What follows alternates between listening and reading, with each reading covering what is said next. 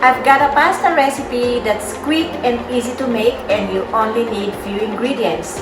And I call it prawn and chorizo pasta. Minced garlic, Mexican or Spanish chorizo, prawn 250 grams, about 1/4 teaspoon of olive oil,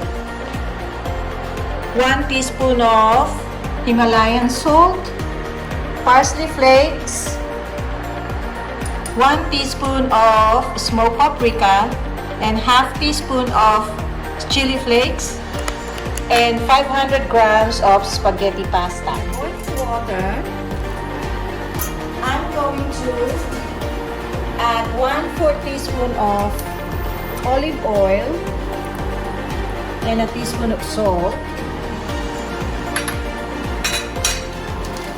and the pasta. Okay, so while you're cooking the pasta, I will now start frying the chorizo.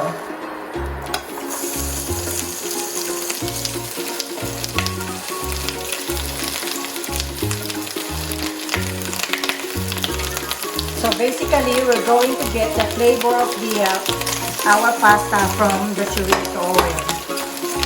So we'll fry the chorizo until it extracts its own oil.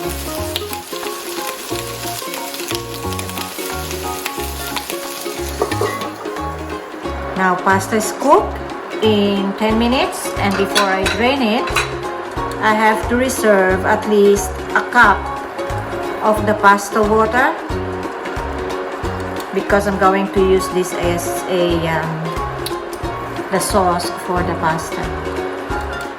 Now time to check our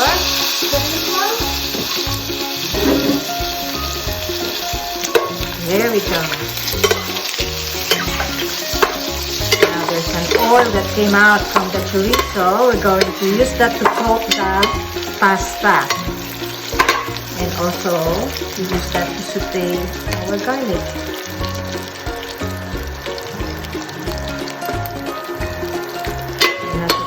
Our garlic, and then